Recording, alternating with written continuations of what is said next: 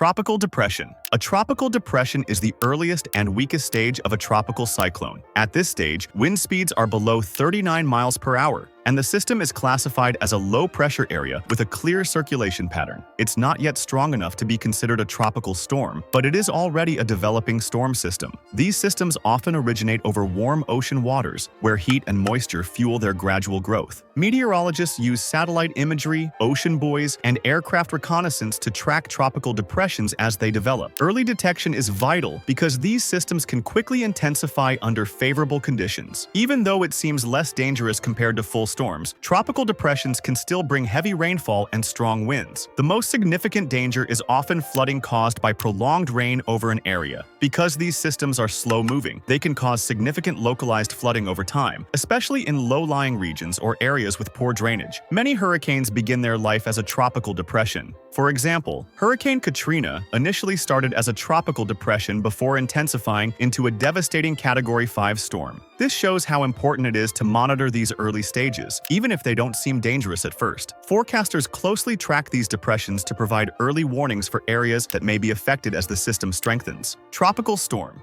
A tropical storm forms when the wind speeds reach between 39 miles per hour and 73 miles per hour. At this point, the storm becomes stronger, and its characteristics become more defined. The storm typically has well-formed rain bands and a more pronounced center of low pressure. The system often exhibits an organized spiral structure, and thunderstorm activity increases. Strong gusts associated with tropical storms can damage crops, disrupt transportation, and interfere with communication networks. Coastal erosion may also worsen, especially during high tide, compounding the risk to coastal infrastructure. While still not as dangerous as hurricanes, tropical storms can bring substantial rainfall and strong winds, leading to flooding and power outages. Coastal areas are particularly vulnerable to the strong winds and rough seas that come with these storms. Additionally, heavy rains can saturate the ground, triggering landslides in mountainous regions. One notable example is Tropical Storm Allison in 2001, which caused catastrophic flooding in Houston, Texas. Although it did not become a hurricane, it still caused significant damage and was responsible for many fatalities. Even storms that don't reach hurricane status should not be underestimated. Early preparedness, such as securing loose outdoor items and monitoring official updates, can reduce the risk of injury and property loss. Hurricane Category 1.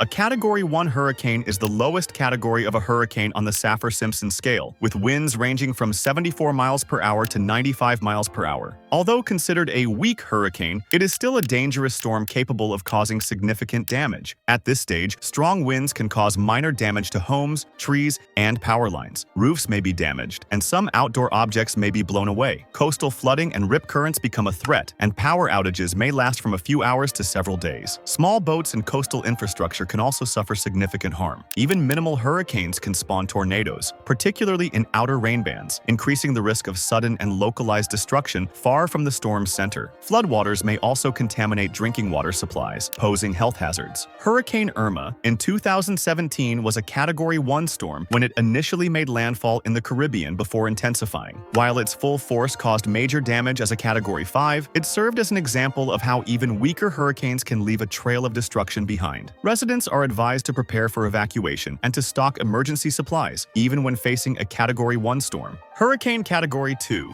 Hurricane has wind speeds between 96 and 110 miles per hour. These storms are considered extremely dangerous and can cause serious damage to homes, buildings, and infrastructure. At this intensity, roofs can be torn off, large trees can be uprooted, and power poles can be snapped. Water and electricity may be unavailable for days or even weeks, and the risk of injury and death increases due to flying and falling debris. Roads can become impassable due to fallen trees and flooding, isolating communities. Communities may experience long-term disruptions, with schools, businesses, and healthcare services shutting down for extended periods. Recovery efforts are often hampered by damaged roads and communication breakdowns, delaying aid and support. A famous example of a Category 2 hurricane is Hurricane Sandy 2012. Though it peaked as a Category 3 storm, much of its destructive impact in New Jersey and New York was caused by storm surges and flooding, which are common at this strength. Its impact highlighted the importance of preparedness and prompt evacuation in such events. Emergency response efforts can be overwhelmed, making it crucial to heed evacuation orders early. Hurricane Category 3.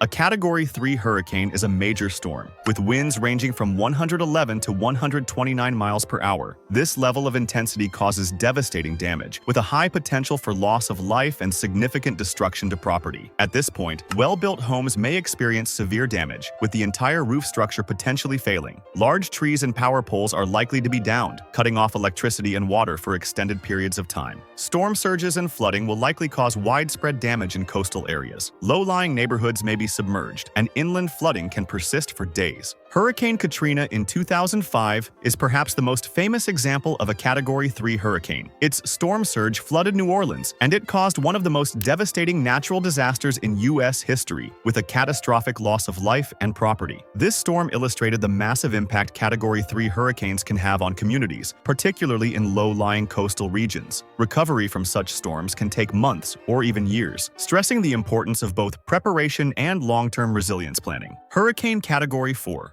Hurricane has wind speeds between 130 and 156 miles per hour, and it is considered a catastrophic storm. These hurricanes cause catastrophic damage, with a high likelihood of widespread devastation. At this strength, homes and buildings can experience complete destruction, and most trees will be snapped or uprooted, blocking roads. Power outages can last for weeks, and the availability of water, food, and medical supplies will be limited. Communication lines and emergency services may be completely cut off, further complicating rescue efforts. 2017 is a prime example of a Category 4 storm. Hurricane Maria. When it hit Puerto Rico, it caused catastrophic damage and left millions without power for months. The storm's intensity and duration made it one of the most damaging hurricanes in the region's history. Storm surges can inundate coastal areas, leading to massive flooding. Even well-prepared areas can be devastated by such a powerful storm. Recovery from a Category 4 hurricane often requires extensive national and international assistance. Hurricane Category 5.